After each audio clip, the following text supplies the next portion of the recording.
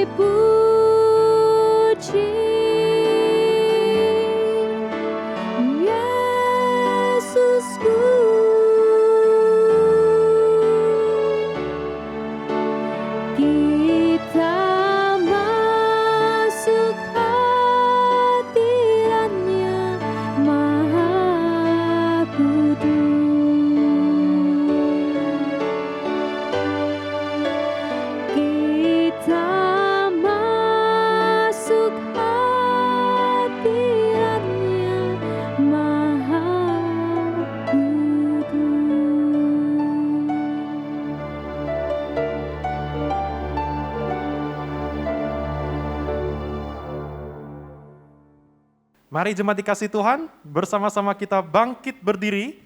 Kita akan kembali datang beribadah kepada Tuhan saat ini. Puji Tuhan saudara, di hari Minggu ini kita diberi kesempatan sekali lagi kita bisa menyembah Tuhan, meninggikan, memuji nama Tuhan. Biarlah kita boleh memanfaatkan waktu ini dengan baik. Saya mengajak setiap kita, bagi kita yang sedang ada kegiatan-kegiatan lain, kita tanggalkan dulu saudara, sehingga kita benar-benar bisa fokus ketika beribadah kepada Tuhan. Mari jemaat dikasih Tuhan, kita akan memulai ibadah hari ini, kita arahkan hati, pikiran kita kepada Dia. Ibadah ini kita mulai oleh pertolongan Allah Bapa, Putra, dan Roh Kudus. Kiranya kasih karunia dan damai sejahtera dari Tuhan yang menciptakan langit dan bumi ini memimpin setiap kita yang akan beribadah, menyertai jalannya ibadah ini dari awal, pertengahan, hingga akhirnya. Amin. Shalom, selamat pagi jemaat yang dikasihi oleh Tuhan. Kembali kita melaksanakan ibadah streaming online pada pagi hari ini. Saya percaya setiap kita mempunyai kerinduan hati untuk sungguh-sungguh beribadah kepada Tuhan kita. Mari dengan penuh rasa syukur dan penyembahan, kita menyanyikan lagu pujian bagi Tuhan kita yang Maha Agung.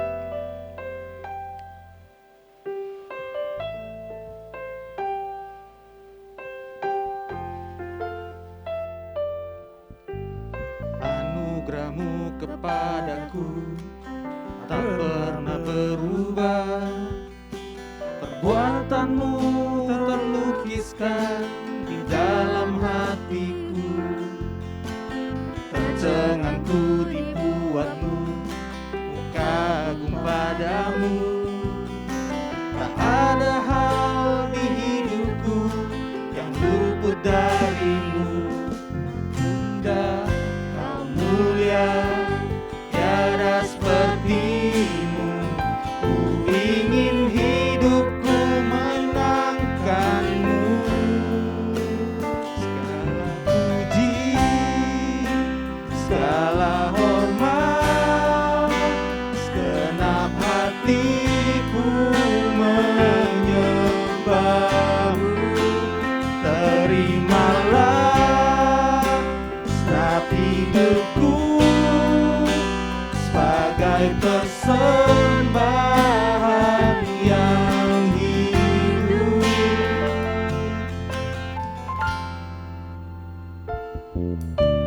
Kau terawal dan terakhir, pencipta segalanya. Seluruh bintang pun bersinar oleh ucapanmu. Engkau mengasihiku, menulis hidupku. Tak henti segenap nafasku, menyembahmu selalu. Ku puji, ku sembah, tiada sepertimu. Ku ingin hidupku menangkanmu. Sama-sama katakan, segala puji, segala hormat, segenap hatiku menyembahmu. Terimalah segenap hidupku sebagai persembahan yang hidup. Segala puji, segala hormat, segenap hatiku menyembahmu. Terimalah segenap hidupku sebagai persembahan yang hidup. Bukan karena kehendak kita, bukan kehendak, namun kehendak-Mu. Hidupku bagimu. Kau indah, Kau mulia, ku ingin hidupku menyenangkan-Mu. Mari lebih dalam lagi kita nyanyikan lagu pujian ini. Puji, segala hormat, segenap hatiku menyembahmu. Terimalah segenap hidupku sebagai persembahan yang hidup. Segala puji, segala hormat, segenap hatiku menyembahmu. Terimalah segenap hidupku sebagai persembahan yang segala pujian bagi Tuhan kita. Segala puji, segala hormat, segenap hatiku menyembahmu. Terimalah segenap hidupku sebagai persembahan yang hidup. Sebagai persembahan yang hidup. Benar Tuhan, nama-Mu yang layak dipuji dan dimuliakan. Sebab itu kami datang dengan segala kerendahan hati kami Tuhan. Kami datang untuk memuji dan memuliakan nama-Mu.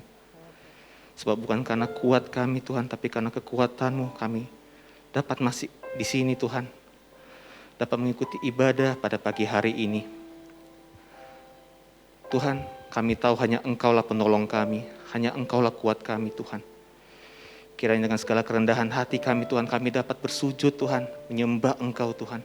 Kami dapat meninggalkan segala fokus kami, kekhawatiran kami Tuhan, kami serahkan semua ke dalam tangan-Mu. Juga pada ibadah pada pagi hari ini Tuhan, kami juga serahkan ke dalam tangan-Mu Tuhan. Kiranya Engkau pimpin ibadah kami dari awal pertengahan kepada akhir ibadah Tuhan. Kami juga berdoa Tuhan bagi para jemaat yang mungkin tidak dapat mengikuti ibadah pada pagi hari ini, yang sedang sakit Engkau sembuhkan Tuhan, dan juga dalam perjalanan Engkau sertai Tuhan, mereka dimanapun mereka berada. Inilah doa kami Tuhan, dalam nama Tuhan kami Yesus Kristus, Juru Selamat kami yang hidup, kami berdoa dan mengucap syukur. Amin. Masih dalam keadaan bangkit berdiri, Mari bersama dengan orang-orang percaya kita mengucapkan pengakuan iman kita. Pengakuan iman rasuli. Aku percaya kepada Allah, Bapa yang Maha Kuasa, Khalik langit dan bumi, dan kepada Yesus Kristus, anaknya yang tunggal, Tuhan kita, yang dikandung dari Roh Kudus, lahir dari anak darah Maria, yang menderita sengsara di bawah pemerintahan Pontius Pilatus, disalibkan, mati dan dikuburkan, turun ke dalam kerajaan maut. Pada hari yang ketiga, bangkit pula dari antara orang mati, naik ke surga, duduk di sebelah kanan Allah, Bapa yang Maha Kuasa. Dan dari sana ia akan datang untuk menghakimi orang yang hidup dan yang mati. Aku percaya kepada Roh Kudus, gereja yang kudus dan am, persekutuan orang kudus, pengampunan dosa, kebangkitan tubuh, dan hidup yang kekal. Amin. Tuhan sanggup melakukan perkara-perkara yang hebat. Sebab itu namanya layak kita tinggikan, namanya layak kita puji.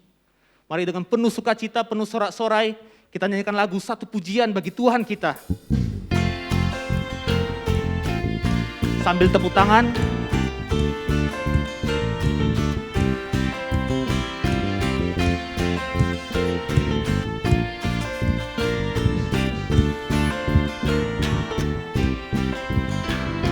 Dasar dari yang kuharapkan, bukti dari segala yang tak kulihat. Iman berikanku kekuatan, ku melakukan perkara yang hebat bersama Roh-Mu, bersama Roh-Mu. Ku pasti menang. Mari tinggikan namanya. Tinggi namamu dipuji, hormat kemuliaan. Sorak-sorai, sorak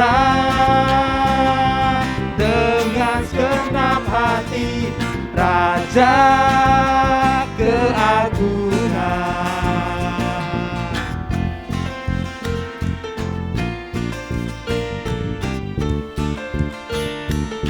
Sama-sama katakan, ku tak biarkan pencobaan melebihi batas kekuatanku. Kau yang berikanku kemuliaan, semakin serupa dengan gambaranmu. Bersama Roh-Mu, bersama Roh-Mu, ku pasti menang. Sama-sama kita tinggikan nama Tuhan. Tinggi namamu dipuji, hormat kemuliaan. Sorak dengan segenap hati, Raja keagungan. Tinggi namamu dipuji, hormat kemuliaan. Sorak dengan segenap hati, Raja keagungan. Raja keagungan, Raja keagungan, Raja keagungan, Raja keagungan, Raja keagungan. Sekali lagi, Raja keagungan. Tepuk tangan untuk kemuliaan Tuhan. Sebentar lagi kita akan memasuki pembacaan firman Tuhan. Mari kita lebih persiapkan hati kita. Kita mau datang kepada Tuhan. Kita mau membawa pujian yang harum bagi Tuhan kita. Mari dengan segala kerendahan hati kita, dengan penuh penyembahan, kita nyanyikan pujian bagimu, pujian.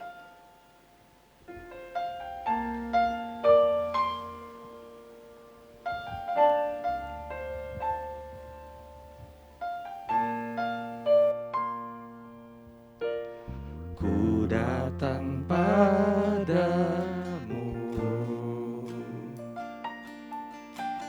membawa pujianku,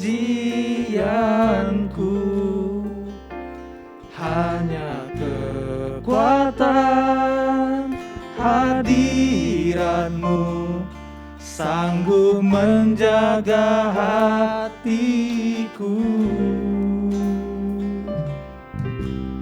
Mendekat padamu, ku mau sentuh hatimu,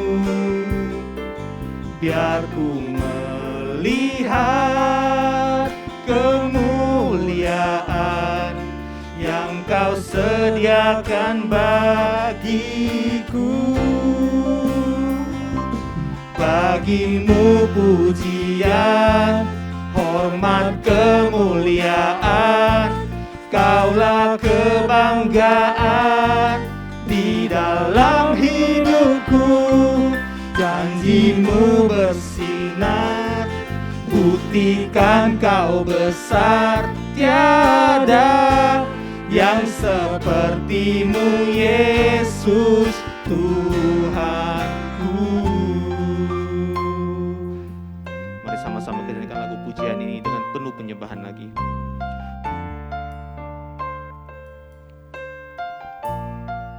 Mendekat padamu, mendekat padamu, ku mau sentuh hatimu, biar ku melihat kemuliaan yang kau sediakan bagiku. Sama-sama katakan bagimu pujian.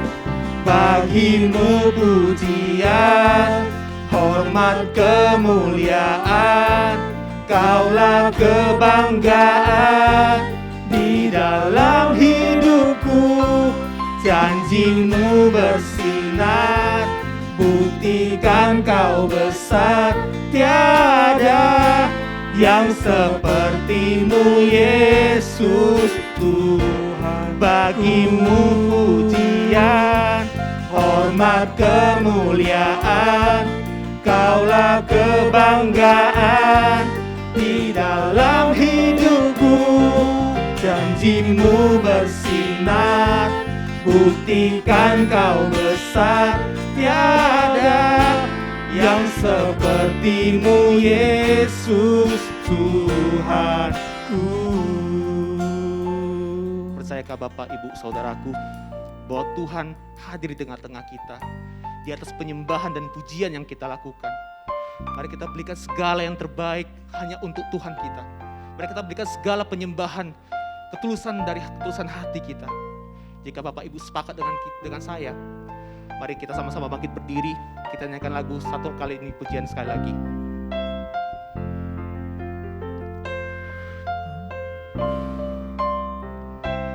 Bagimu pujian, hormat, kemuliaan, kaulah kebanggaan di dalam hidupku. Janjimu bersinar, buktikan kau besar, tiada yang sepertimu Yesus Tuhan. Bagimu pujian, hormat, kemuliaan, kaulah kebanggaan di dalam hidupku. Janjimu bersinar, buktikan kau besar, tiada yang sepertimu Yesus. Janjimu pujian, hormat, kemuliaan, kaulah kebanggaan di dalam hidup.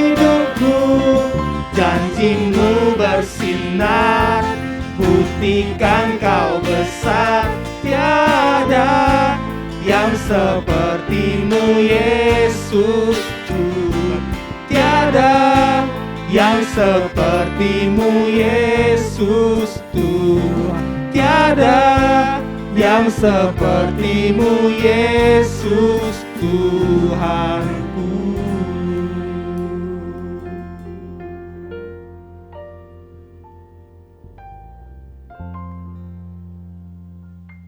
Shalom Bapak Ibu dan teman-teman yang terkasih dalam Tuhan Yesus Kristus. Hari ini kita akan membahas 3 penyebab orang itu sombong. Saya Denny Gamadi, mari kita buka dalam doa. Bapa kami yang di surga, ajarkan pada kami nilai-nilai kerajaan sorga, agar waktu kami masuk lebih dalam menjadi serupa dengan Tuhan Yesus. Kami menanggalkan satu demi satu lapis manusia lama kami, dan kami menjadi pribadi-pribadi yang memang Kau kehendaki. Lunturkan ya Tuhan kedagingan kami, satu hari lepas satu hari, agar kami makin tenggelam dalam cinta-Mu yang besar dan dalam kekudusan-Mu yang indah. Dalam nama Tuhan Yesus kami berdoa. Amin.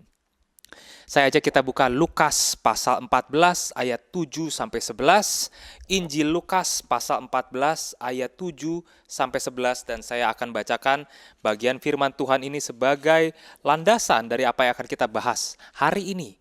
Lukas pasal 14 ayat 7-11 ini bercerita tentang Tuhan Yesus yang sedang diundang di sebuah pesta oleh orang yang kaya.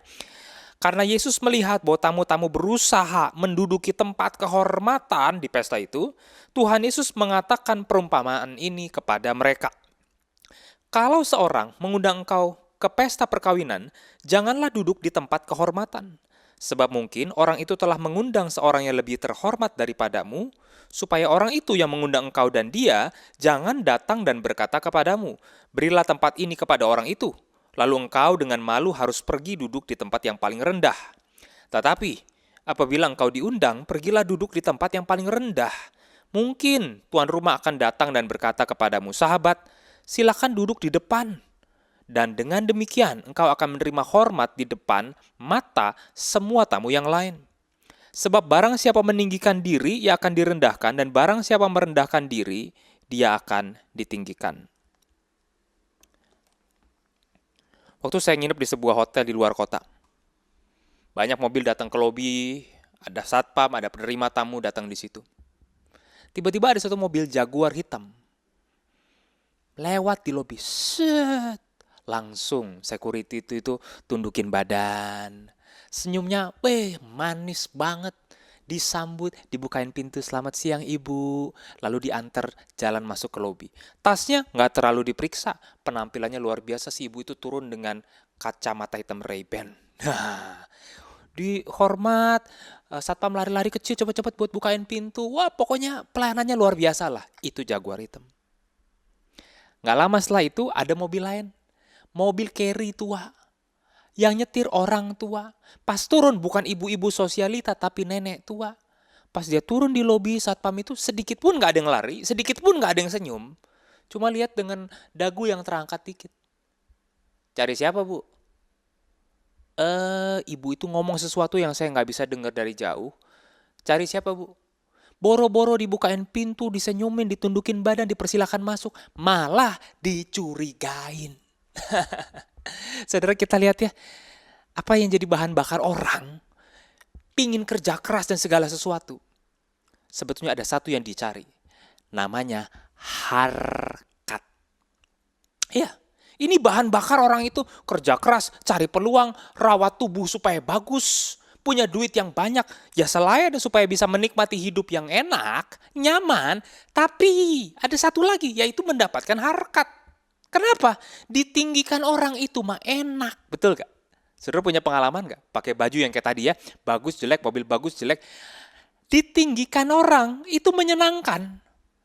Saudara tahu beberapa orang terkaya di Indonesia dulu mengawali hidupnya sebagai orang miskin, orang susah, orang tertolak, gak dianggap, gak dikasih kesempatan. Karena miskin. Terus dia bersumpah gitu ceritanya. Dia bersumpah demi langit dan bumi. Saya tidak akan miskin lagi. Karena waktu miskin begitu loh. Orang gak ada yang peduli. Datang gak dianggap. Jangan-jangan di gereja juga bisa jadi sama. Ini kan tadi di Alkitab ceritanya di rumah orang Farisi, orang religius kan. Perlakuan itu beda. Seorang itu bilang, waktu saya kaya, wah orang itu berlarian buka pintu buat saya. Hidup saya enak. Ketika ngomong orang lain itu ngelihat saya di mata saya. Orang itu senang berada dekat dengan saya. Dan kalau saudara masih muda misalnya, lawan jenis itu senang nempel kepada orang-orang yang kayak seperti saya, kata dia. Dan hal ini Alkitabiah loh. Maksudnya Alkitabiah gini loh. Amsal 14 ayat 20 berkata, oleh temannya orang miskin dibenci, tetapi sahabat orang kaya itu banyak. Lucu ya? Oleh temannya orang miskin dibenci, tapi sahabat orang kaya tuh banyak. Nah nggak heran orang ngejar dong. Pengen kelihatan hebat dong, kaya dong, betul nggak? Waduh, keren gitu ya. Dan waktu orang udah dapat harkat, ya bentuknya kekayaan, kehormatan apapun itu seolah-olah tuh sebuah surat izin buat punya satu style tertentu, gaya ngomong tertentu, bertindak dengan cara tertentu. Kayaknya itu udah dia berhak gitu loh. Sombong istilahnya gitu ya. Dia berhak sombong, murah banget gitu, berhak, layak diperlakukan khusus, berhak selalu dapat tempat yang VIP, tempat khusus, dan berhak namanya disebut di pidato-pidato. Bahkan kalau di sebuah pertemuan yang eksklusif, dia berhak dapat tempat duduk yang juga bagus, ya kan? Betul gak? Ada di gereja-gereja yang tempat duduk di depan itu ya, wah yang duduk orang-orang yang paling top di kota itu. Terpandang di situ. Dan dia juga merasa berhak ngomong dengan air muka dan nada tertentu. Ada privilege gitu loh yang hanya bisa dinikmati oleh kalangan elit. Elit ya, bukan ekonomi sulit. Elit kaya raya luar biasa. Seperti sekarang orang yang beli NFT. Orang yang main NFT kan banyak ya. Harganya tuh ya beli satu gambar doang itu bisa ratusan ribu dolar. Nggak masuk akal ya. Ada salah satu contoh nih. BAYC, Bored Ape Yacht Club. Itu harganya satu itu ratusan ribu dolar. Yang beli tuh Eminem. Tahu Eminem nggak? Rapper itu ya, orang kulit putih namanya Marshall Mathers dulu. Oh, pokoknya nge-rap. Paris Hilton itu yang beli. Dan orang berlomba-lomba beli. Kenapa? Bukan cuma mau beli NFT-nya ternyata, tapi mau masuk ke dalam komunitas elit. Kadang mereka bikin party naik kapal yacht sama-sama. Mereka bangga, mereka bagian dari kelompok yang terhormat. Harkatnya naik. Nah lihat ya, orang tuh seneng harkat naik. Itu alasan orang beli NFT. NFT yang photo for profile ya, bukan yang semua intellectual property itu juga NFT, tapi ini orang tuh beli mahal kayak si Ghazali itu loh. Motret setiap hari. Terus ada ikut-ikutan kan motret kan, boro-boro kita mau beli amit-amit lihat foto dia tiap hari. Tapi kalau yang dijual ini dan segala klub-klub NFT yang ada, yang lagi minting sekarang itu kayak begitu. Karena dapat harkatnya naik, itu yang dicari. Nah, di sini Tuhan Yesus memulai ajarannya. Tuhan Yesus diundang ke satu pertemuan yang elit. Tempat yang terpandang. Orang Farisi loh, tapi dia kaya. Disegani. Banyak pengikutnya, punya kekayaan. Yesus kan sebetulnya sehari-hari berada di jalanan ya kan. Jalan sama orang paling miskin, sama orang paling terbuang, sama wanita-wanita yang tidak dianggap dan direndahkan. Di situ Yesus. Tapi popularitasnya bikin Yesus itu masuk ke kalangan yang tinggi. Sekarang dia diundang. Waktu datang itu ya ke ruangan, rumahnya besar, bisa terima tamu. Orang itu pakai baju yang paling bagus buat datang. Wah, terus senyumnya paling manis ketika dibukain pintu sama yang punya rumah gitu loh. Dan dia bisa puji-puji, dia meninggikan yang punya rumah itu. Ya segala dipujilah, furniturnya kali, hi-fi stereo sistemnya kali, keramik granit lantainya kali, anaknya yang cakep-cakep, anjing yang lucu, semua dipuji, bagus pokoknya. Luar biasa. Itu reaksi orang ketika ketemu sama orang yang di atas mereka. Memuji-muji, memuja-muja.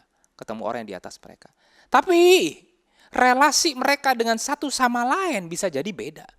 Relasi mereka dengan tamu yang sesama diundang lain bisa jadi terjadi persaingan terselubung. Siapa yang lebih oke? Siapa yang lebih oke? Mereka lihat satu sama lain dan mulai nilai orang itu. Ini levelnya segimana ya? Kalau yang tadi kepunya rumah itu, wah hormat, baik. Tapi kalau sesama belum tentu.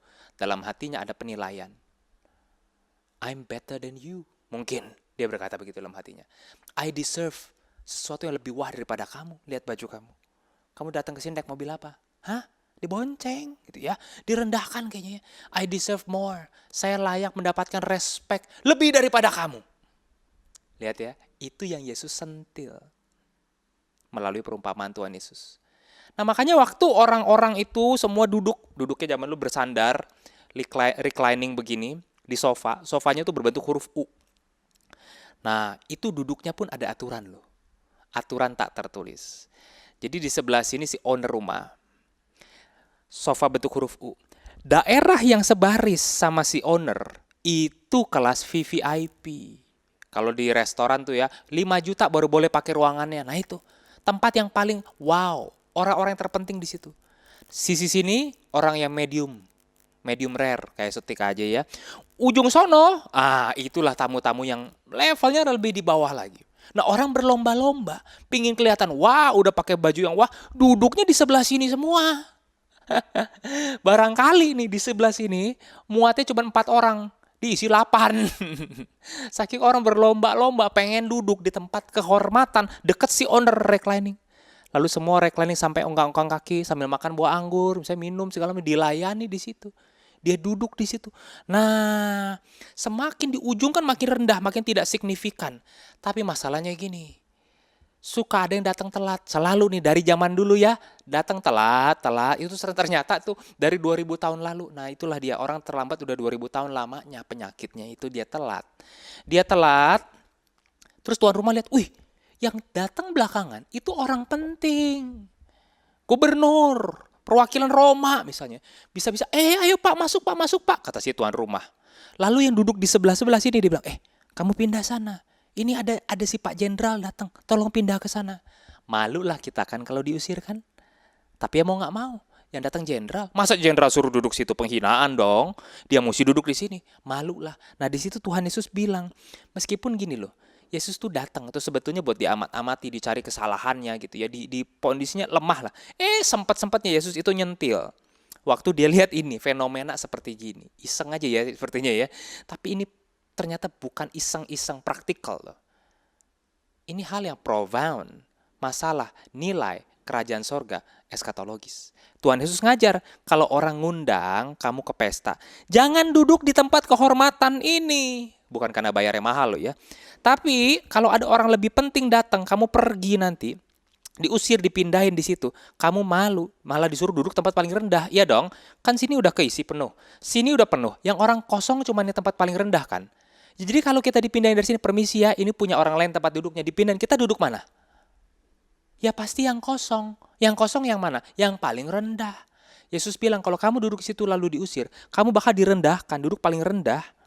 Tapi Tuhan Yesus bilang, kalau baru datang, duduklah di tempat yang paling rendah. Menarik ya? Bukan Yesus bilang, duduklah di tempat yang tengah-tengah medium. Nggak atas, nggak bawah. Bukan. Paling rendah. Ekstrim banget ini kayaknya.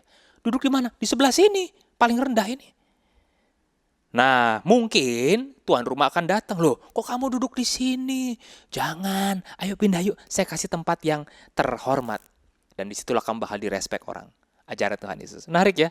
Ini seperti ajaran soal apa ya?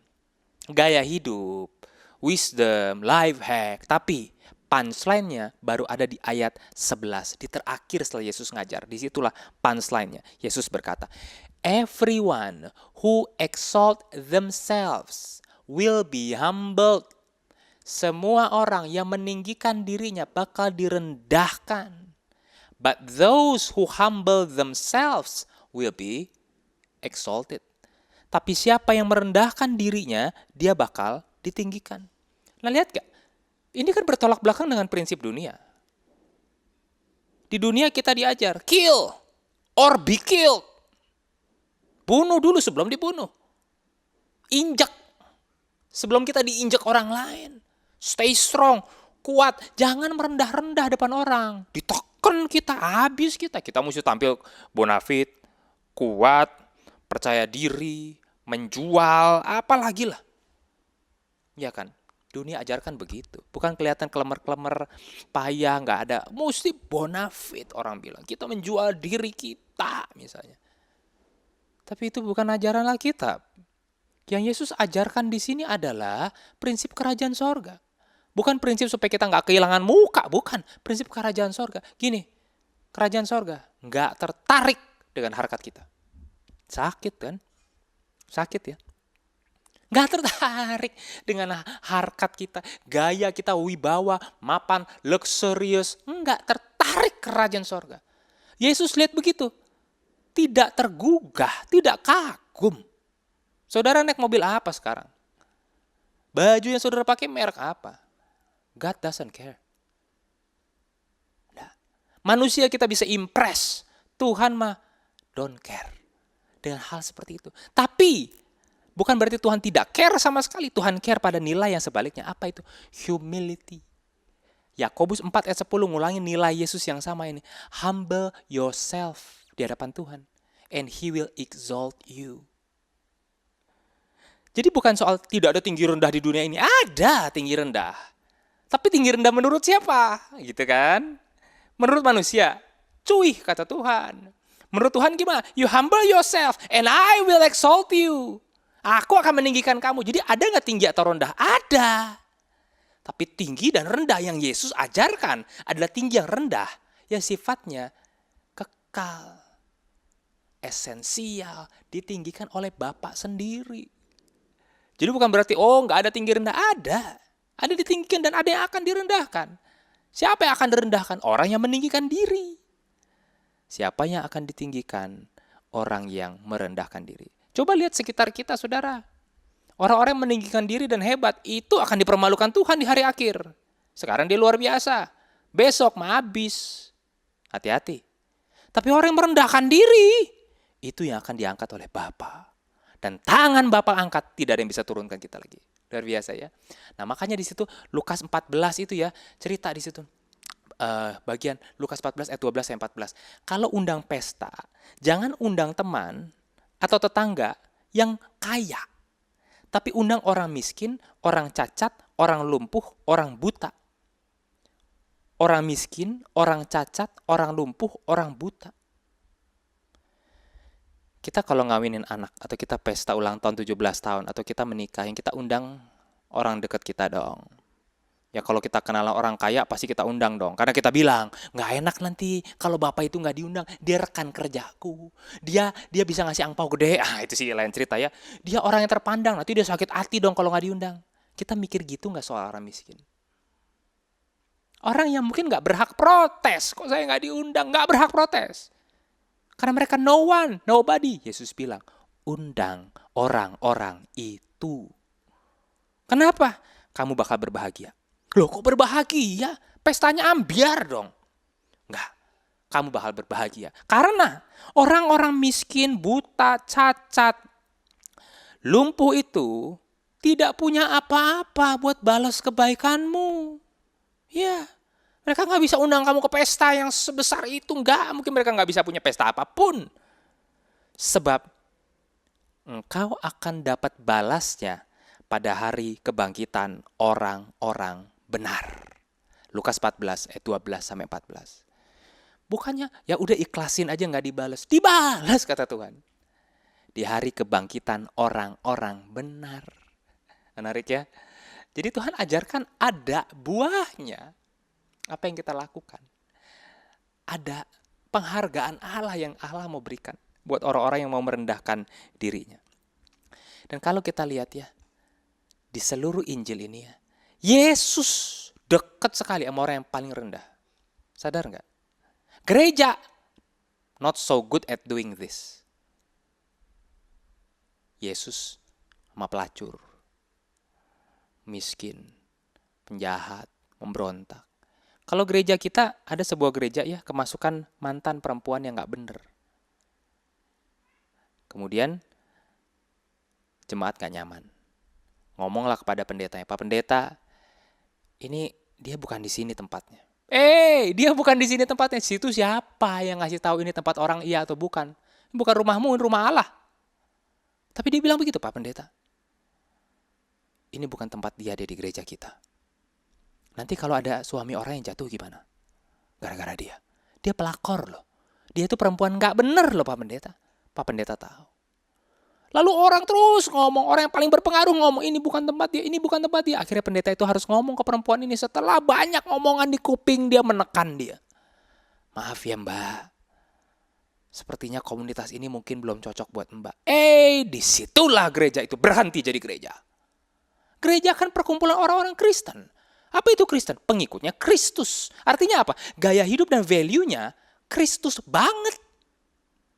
Mulai hari itu mereka sudah berhenti sebagai gereja, mereka nggak sadar. Di catatan buku surga, buku gereja itu tidak terdaftar. Kenapa? Karena mereka bukan gereja lagi.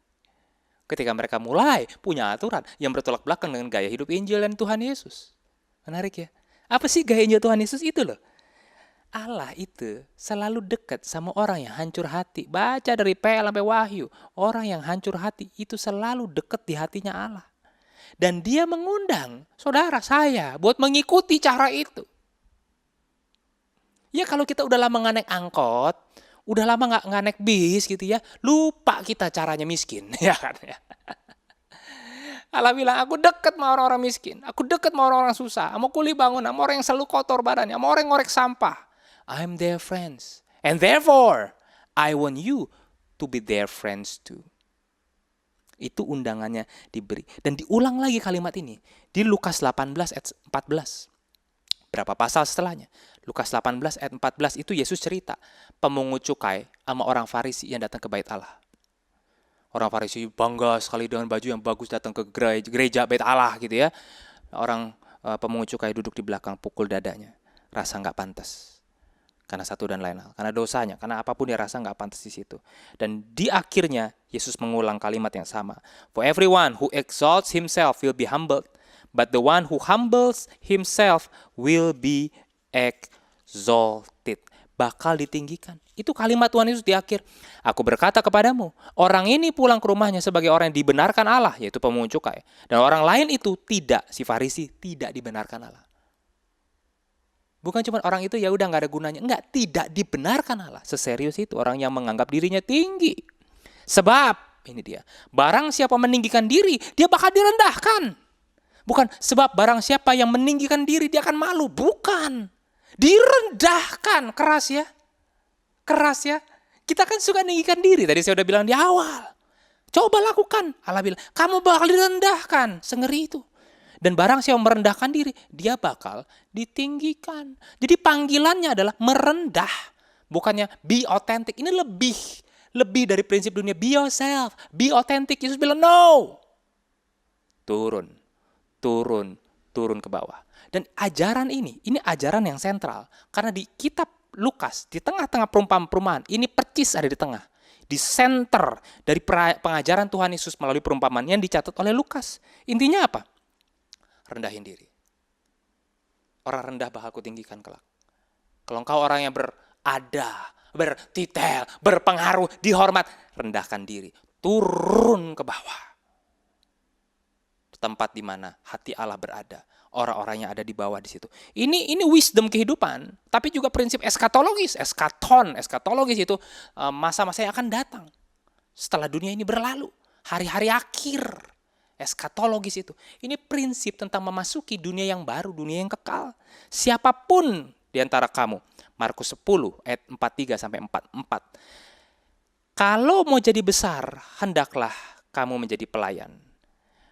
Ingin menjadi yang terkemuka, hendaklah menjadi hamba untuk semuanya.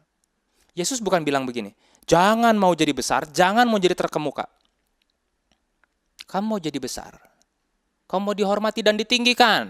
Oke, saya kasih tahu caranya. Dalam matematika kerajaan sorga, hendaklah dia menjadi pelayan. Hendaklah dia menjadi hamba untuk semuanya. Berat nggak? Oh berat banget. Bertolak belakang. Siapa yang mau datang ke restoran lalu disuruh di luar terus karena kelihatannya nggak layak. Mau makan masuk toko baju yang bagus. Cari apa bu? Nyebelin gitu. Rasanya pengen kita beli satu toko kan ya. Itu kalau kita kaya. Tapi kalau kita miskin, masuk toko bagus, cari apa bu? Enggak, WC di mana ya? Karena rasa miskin, rasa direndahkan, itu enggak enak. Orang pingin buktikan dirinya, ngebales Seperti kita tahu ada kasus beberapa waktu lalu afiliator ini kan, dia cerita kenapa kamu banggain diri semua. Kata mantan tunangannya dulu, mantan pacar apa tunangan saya nggak tahu deh ya karena bukan mantan saya.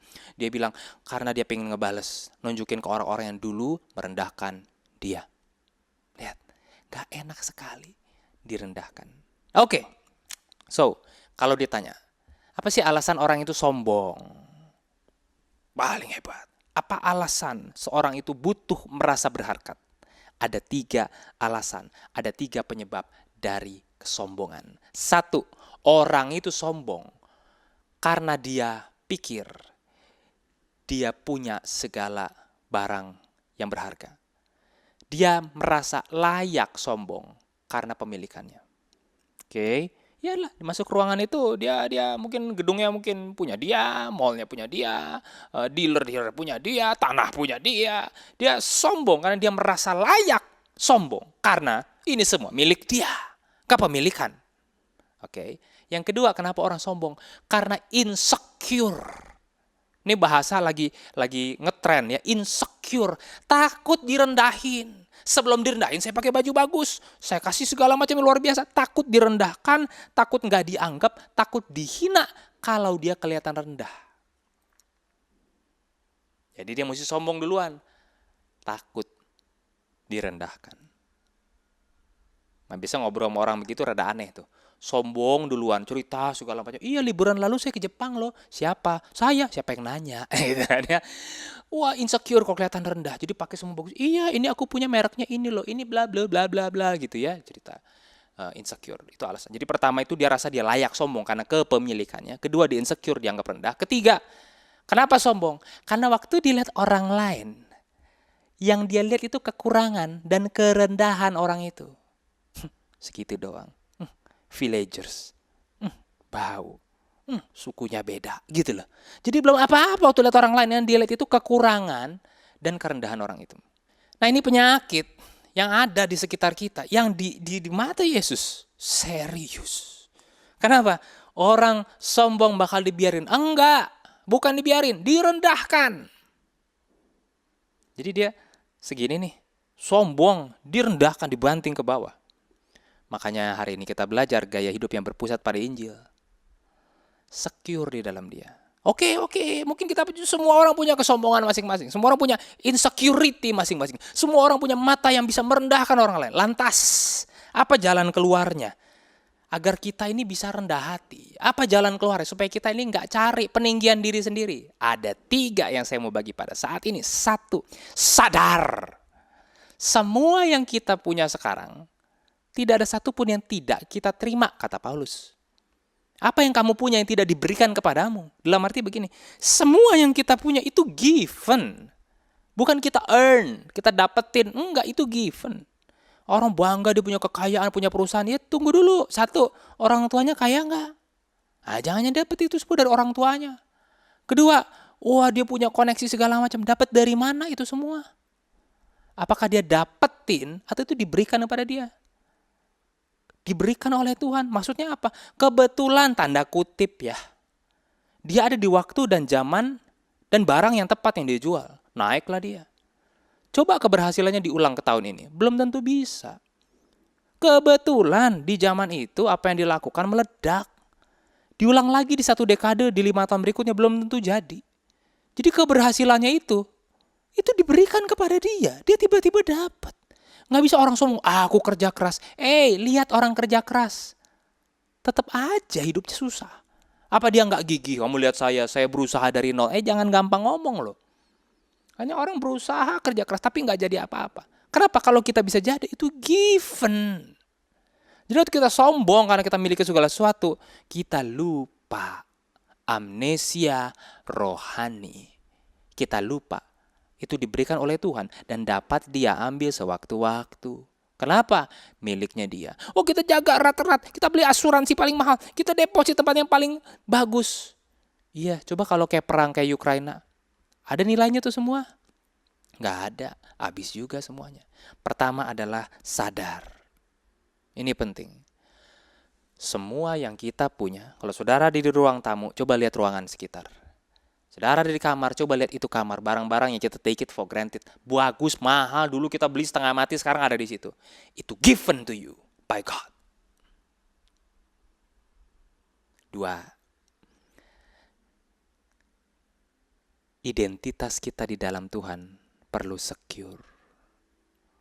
Orang minder, takut direndahkan, itu karena dia tidak punya identitas yang kokoh di dalam Tuhan.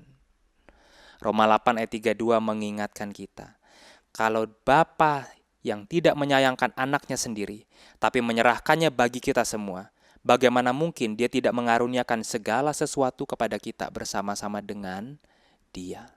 Roma 8:32. Bapa udah kasih anaknya Yesus Kristus buat kita. Artinya identitas kita apa buat Bapa? Kita sahabat, kita jadi anaknya dia. Yesus adalah yang sulung. Itu identitas kita. Kita tuh anak. Jangan takut. Insecure itu muaranya bisa kemana-mana. Minder, takut, khawatir masa depan. Jangan takut. Kenapa? Firman Tuhan bilang, anak aja yang gak mungkin dikasih, kita kasih. Bukankah segala sesuatu juga bakal dikasih? Tapi kok kita gak dapet? Kok kita nggak yang kita minta nggak dapat terus? Well, kadang yang kita minta bisa salah. Kalau yang minta permintaan kita salah, Tuhan bakal bilang no. Kalau permintaannya benar, tapi timing waktunya salah, Tuhan akan bilang slow. Kalau kitanya yang salah, Tuhan akan bilang grow. No, slow, grow. Kenapa? Anak yang minta roti gak bakal dikasih batu. Anak minta ikan gak bakal dikasih ular. Seringkali kita minta batu, Bapak kasih roti. Kita protes, kok ini saya gak mau, saya maunya batu. Kata Bapak, nih anak siapa sih? Batu mau dicemilin gitu ya? Enggak, dikasih roti. Enggak, maunya ular. Loh, ular beracun dikasih ikan. Kita suka minta salah. Tapi jangan takut. Kalau kita minta salah, Tuhan bilang no. Kalau waktunya yang enggak pas, Tuhan bilang slow. Kalau pribadi kita yang mau berubah, Tuhan bilang grow. Tapi satu yang enggak berubah, identitas kita anak. Sahabat kayak Abraham, the friend of God, kayak Daud. Dekat, orang yang dekat dengan hati Allah itu Daud. Oke? Dan ingat, kalau kita lupa kita ada di mana, hilang jauh hubungan sama Tuhan. Aduh, hubunganku lagi jauh sama Tuhan ya. Emangnya putus sama pacar? Enggak. Hubungan kita bukan dilandaskan kedisiplinan kita menjaga hubungan, tapi dilandaskan pada darah Kristus. Kedisiplinan kita hanya memaintain supaya kita bisa dengar-dengaran suara Dia. Tapi kualitas itu sendiri, landasannya tuh darah Kristus. Kan darah gak tiba-tiba kental, encer. Kalau darahnya lagi encer, kita jauh sama Tuhan, gak bisa dengar suara Tuhan. Gak gitu kan. Darah itu landasan. Hubungan kita sama Tuhan baku, ajok di situ. Kolose 3 ayat 3 berkata begini, kamu telah mati, hidupmu tersembunyi bersama Kristus di dalam Allah. Itu, hidup kita ini setitik kecil tersembunyi di dalam Kristus bersama Allah. Triple attack, tersembunyi di dalam Kristus bersama Allah. Identitas kita sekuat itu. Jadi jangan rasa diri rendah. Merendahkan diri, iya. Tapi tidak merasa diri rendah. Oh, bedanya apa? Beda. Merasa diri rendah, lupa nilai kita itu siapa. Merendahkan diri karena ingat kita miliknya siapa. Yesus yang agung yang juga merendahkan dirinya. That's why kita juga turun merendahkan diri. Dan yang ketiga, yang pertama sadar, ingat semua yang kita terima adalah pemberian Tuhan. Kedua, secure di dalam Tuhan. Yang ketiga, biasakan waktu lihat orang, melihat kelebihan orang yang terendah sekalipun. Itu. Kalau yang pertama kan kebiasaan kita ngerendahin orang. Anak magang nih, baju begini nih, masih muda nih, gak ada duit nih, mobilnya jelek, segala sesuatu, handphonenya gitu ya. Biasakan untuk melihat kelebihan dalam diri orang lain. Susah gak? Susah. Butuh dilatih, melihat keindahan, melihat potensi yang ada dalam diri orang lain.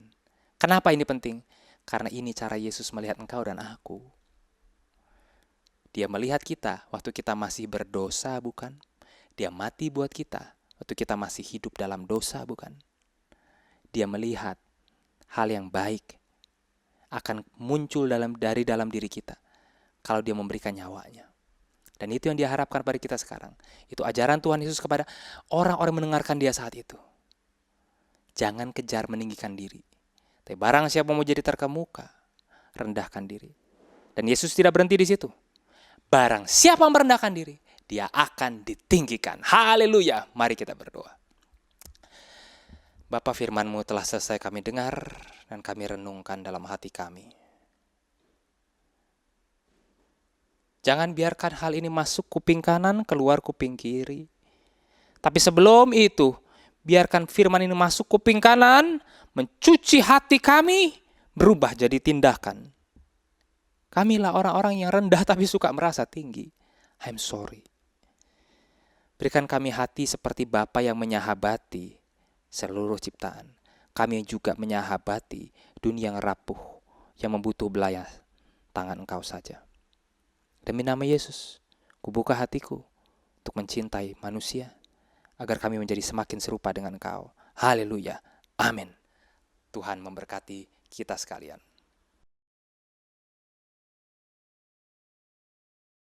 Terima kasih kepada Contoh Denny yang sudah memberikan khotbah pada pagi hari ini. Tuhan menghendaki kita datang dengan kerendahan hati kita, sebab kita tahu bahwa karena kuat Tuhan, kita dapat menjalani segala kehidupan ini. Mari kita meresponi firman Tuhan dengan memberikan persembahan dan pujian yang terbaik bagi Tuhan kita. Mari kita nyanyikan lagu pujian kepada Tuhan kita. Sungguh ku bangga Bapa. Sambil semua bertepuk tangan.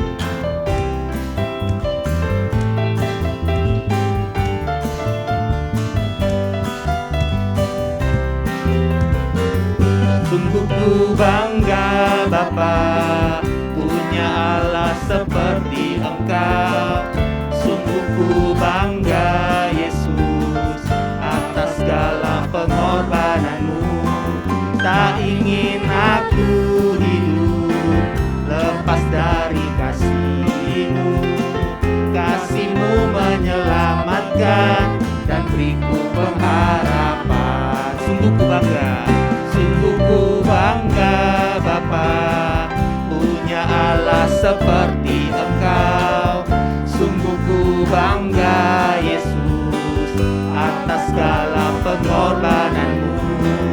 Tak ingin aku hidup lepas dari kasih-Mu. Kasih-Mu menyelamatkan dan beriku pengharapan. Kini ku persembahkan apa yang aku miliki. Memang tiada berarti bila dibanding dengan kasih-Mu. Namun ku ingin memberi dengan sukacita di hati, karena ku tahu ini menyenangkan hati-Mu.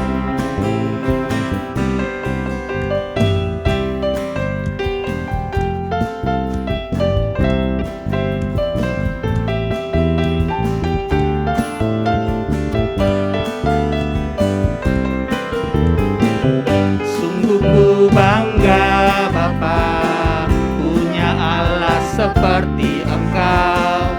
Sungguh ku bangga Yesus, atas segala pengorbananmu. Tak ingin aku hidup lepas dari kasih-Mu. Kasih-Mu menyelamatkan dan beriku pengharapan. Kini ku persembahkan apa yang aku miliki. Memang tiada berarti bila dibanding dengan kasih-Mu. Namun ku ingin memberi dengan sukacita di hati, karena ku tahu ini menyenangkan hati-Mu. Kini ku persembahkan, kini ku persembahkan apa yang aku miliki. Memang tiada berarti bila dibanding dengan kasih-Mu. Namun ku ingin memberi dengan sukacita di hati. Amin. Karena ku tahu ini menyenangkan hati-Mu. Kini ku persembahkan apa yang aku miliki. Memang tiada berarti bila dibanding dengan kasih-Mu. Namun ku ingin memberi dengan sukacita di hati. Anakku tahu ini menyenangkan hati-Mu. Karena ku tahu ini, karena ku tahu ini menyenangkan hati-Mu. Sembari musik boleh tetap terus melantunkan lagu ini, saudara. Mari kita boleh bersatu hati, kita berdoa di hadapan Tuhan. Bapa dalam sorga, kami mengucap syukur oleh karena berbagai kebaikan-kebaikan-Mu yang sudah Engkau curahkan di dalam kehidupan kami. Tidak terhitung jumlahnya ya Tuhan, terlalu banyak. Oleh karena itu saat ini ya Tuhan, kami hanya ingin mengucapkan syukur, kami hanya ingin menaikkan syukur kepada-Mu. Persembahan yang kami berikan ini ya Tuhan, biarlah benar-benar lahir dari ungkapan hati syukur kami kepada-Mu, dan kiranya itu boleh berkenan harum di hadapan-Mu Tuhan. Tuhan, kiranya Engkau boleh memakai persembahan yang kami berikan ini untuk kebangunan kerajaan-Mu di muka bumi ini. Untuk memperluas pekerjaan Tuhan. Tuhan, kiranya Engkau yang juga boleh terus bekerja dalam kehidupan kami, supaya bukan hanya persembahan secara materi yang kami berikan, tetapi seluruh kehidupan kami ini ya Tuhan, kami persembahkan kepada Tuhan. Pikiran kami, hati kami, pekerjaan kami, relasi kami dengan orang-orang lain, itu kami persembahkan di hadapan Tuhan. Sehingga biarlah itu semuanya juga boleh harum di hadapan Tuhan. Terima kasih ya Tuhan. Pada saat ini ya Tuhan, kami sebagai jemaat-Mu, kami bersatu hati. Kami terus menyerahkan untuk gereja-gereja Tuhan di seluruh dunia. Ya Tuhan, kiranya Engkau yang boleh terus bekerja dalam setiap gereja-Mu, jemaat-Mu. Biarlah setiap kami boleh sungguh-sungguh tidak melupakan identitas kami sebagai garam dan terang dunia. Sehingga dimanapun kami berada ya Tuhan, kami boleh tetap mengingat identitas diri kami mau memancarkan terang kasih Tuhan kepada orang-orang di sekitar kami. Situasi zaman yang sudah mulai berubah ini ya Tuhan, makin hari makin tidak menentu, tetapi kami percaya Tuhan Engkau sendiri yang menjaga gereja-gereja-Mu ini ya Tuhan. Boleh tetap berdiri kokoh di dalam iman, boleh tetap hidup memuliakan Tuhan. Kami juga terus ya Tuhan menyerahkan untuk bangsa kami dengan segala problema yang ada, dengan segala berbagai lika-liku yang ada, tapi kami percaya Tuhan Engkau yang akan memakai pemerintah kami, Engkau yang akan memakai mereka pemerintah pusat sampai daerah. Kiranya Tuhan berikan mereka hati yang benar-benar mencintai bangsa Indonesia. Berikan mereka hati yang benar-benar mencintai bangsa ini, setiap rakyat ya Tuhan. Tidak ada pemikiran-pemikiran, niat-niat yang untuk kepentingan diri mereka. Jikalau ada, kiranya Tuhan Engkau yang boleh jauhkan itu dari mereka ya Tuhan. Kami rindu boleh ada pemerintah-pemerintah yang benar-benar mencintai rakyat dan benar-benar ingin memajukan ekonomi bangsa kami ini. Kami rindu ya Tuhan, ekonomi bangsa Indonesia makin hari boleh makin lebih baik lagi ya Tuhan. Sehingga rakyat boleh semakin sejahtera. Kami juga terus ya Tuhan menyerahkan untuk keadaan di luar negeri, di mana kami terus mau menyerahkan untuk keadaan konflik di Rusia dan Ukraina. Bapa, kami menyerahkan hal ini ke dalam pimpinan-Mu. Kami percaya Tuhan yang pegang kontrol. Kami percaya Tuhan kiranya Engkau yang dapat melembutkan hati daripada para pemimpin negara-negara tersebut ya Tuhan. Sehingga boleh ada solusi bersama yang dapat ditemukan. Kami sangat memohon kepada Engkau, kiranya perang tersebut ya Tuhan tidak semakin luas lagi, melainkan dapat segera selesai. Kami percaya ya Tuhan, kami naikkan doa ini bukan dengan rasa ragu, tapi kami naikkan doa-doa ini dengan rasa yakin, dengan hati yang percaya bahwa saya Tuhan beserta dengan setiap kami yang terus mau mengandalkan Engkau. Terima kasih ya Tuhan. Inilah seluruh doa kami panjatkan di dalam nama Tuhan Yesus Kristus kami berdoa. Amin. Mari kita bersama-sama pujikan doksologi, segala kemuliaan hanya bagi nama Tuhan.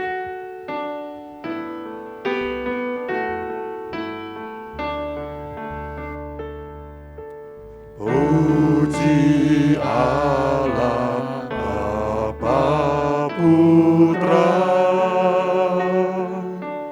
puji Allah Roh Kudus, ketiganya yang esa. Pohon selamat sumber berkah.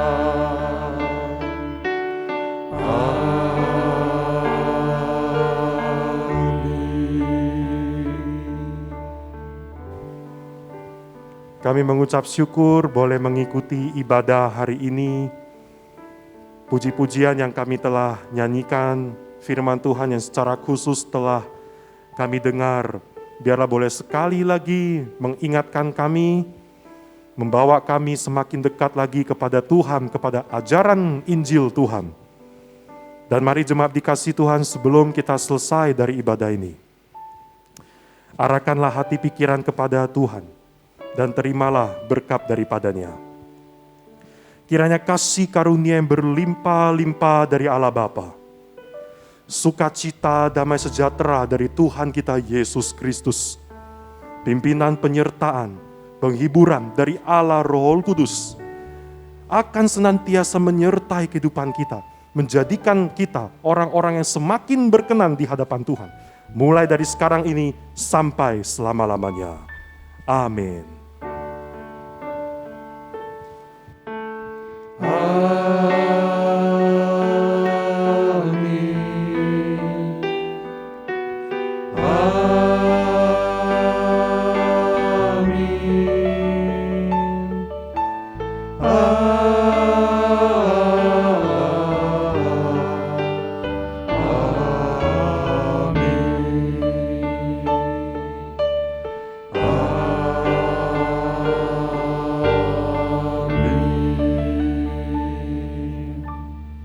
Amin. Saudara dipersilakan duduk kembali. Ibadah selesai setelah kita mendengarkan warta jemaat berikut ini. Shalom, jemaat dikasih Tuhan, selamat hari Minggu. Hari ini ada 2 pengumuman saja yang akan kita perhatikan. Sebelumnya saya mau mewakili pengurus dan jemaat BCS Medan mengucapkan terima kasih kepada Contoh Denny yang telah menyampaikan firman Tuhan. Saudara, pada malam hari ini kita ada Sunday Talk.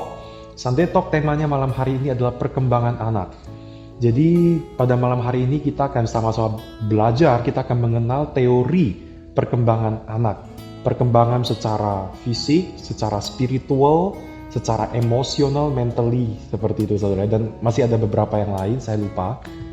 Ya saudara, itu akan disampaikan. Jadi tiap anak di dalam tahapan usia mereka masing-masing, misalnya dari balita, kemudian nanti pada saat usia SD, SMP, SMA, itu mereka perkembangannya seperti apa secara mental, secara spiritual. Lalu bagaimana para orang tua dalam menanggapi, dalam mendidik, membimbing anak-anak di dalam tahapan usia-usia tersebut. Saudara, saya pikir ini penting untuk para orang tua ikuti.